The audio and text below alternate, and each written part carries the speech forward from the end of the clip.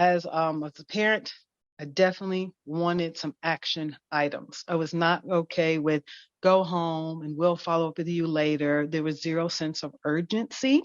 As Jackson's mom, that was not okay. Even if you could have me come into your office and repeat the same information to me after about a week's time for it to sit in, I would at least know the next time that it would be brought up again. The unknown of, we'll get back with you. There wasn't an urgency. Nothing was going to change. There wasn't any other level of testing or confirmation or secondary anything. And that was very, very bad for me. I did do my own research, the kind of people that we immediately become. I did find someone who specializes in specifically Krabbe, not just in leukodystrophies. And we did talk with the pediatrician about getting a referral to go there. I didn't like having to get a referral from the pediatrician because I didn't want to have to get someone else's approval to sign off on our need to get more information.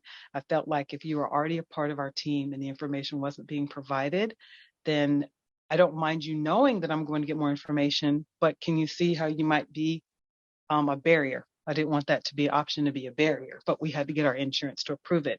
We traveled to Pittsburgh and got a wealth of information about what equipment to order ahead of time, what the deterioration looks like, what the different stages of the disease are, how do other people manage before they get their G-tube and how it needs a Nisolin fundoplication to go with it and how they're handling the reflux and whatnot. I had a tribe, and that made the difference. They gave me the providers. They gave me someone who does this all the time, not once a week, not once a month, not just if they get stuck with the worst of the worst, but that's their full-time devotion. And I wanted to be in that lane. The pediatrician didn't see the value in it because he was definitely hesitant for us to go back again when we were interested for follow-up. And he very directly told me that Jackson was this patient and not me. So he really wasn't there to meet my needs of comfort for understanding what was happening with Jackson, but he was there to manage Jackson's care. And if the visits yielded no different outcome for Jackson, that he wasn't really a supporter of him. And I did tell him that I appreciated him being honest with me. And I asked him if he thought that I was being unrealistic. I said, you understand, I know that there's not a cure. You understand that I'm not putting him through anything that is unnecessary or painful.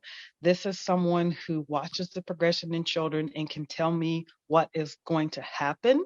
He said, yes, but you understand what's going to happen is not going to change what's going to happen. I said, I disagree. I think it changes the value of the time that we have and the way that we attack it. And he said, what do you mean? I said, okay. If Jackson's going to lose his vision and or his hearing, and I could understand which one may come first, are we going to spend our time on outdoor concerts? Or are we going to spend our time on 3D movies? I was like, as an example. And if you don't think that that contributes to the quality of what's going on with him, I don't have a better way to explain it to you.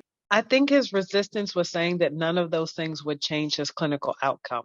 I don't think that he was valuing the quality of his life, and not in a cold-hearted way. I felt he was pure clinician. And I want to say, if I want to give him some benefit of the doubt, that he knew that I was worried about the quality of his life. And so maybe he didn't need to take that on as management. But I heard him theoretically saying, and not in a bad way either, just saying, I'm really not here just to hold your hand through this to make sure you're okay with what's happening to Jackson. My responsibility is to make sure that Jackson is okay. And I heard a little bit off on that. What I heard he didn't say is, and to make sure that you don't overstress him or have him commit to unnecessary testing to have this happen to him with no improved outcome. Because what the concern was, that I gathered, was going to Pittsburgh, that they were going to be pro stem cell transplant, right? Because you're not going to find a lot of Krabbe kids. You need to get your numbers in. You got to get them going. They want a good outcome, but all outcomes aren't going to be good. It's strictly a numbers game. So the more people that we can see, the more we can build our research, and the more it's going to be better overall. So I think he was concerned that we were going to be a guinea pig, even though it wasn't a good outcome. And I was happy to come back and tell everyone, happy, we're not candidate for stem cell. We never thought we were, but there was zero guidance because it wasn't thought to be something that needed to be guided. The only conversations that came from a clinical standpoint were talking about end of life.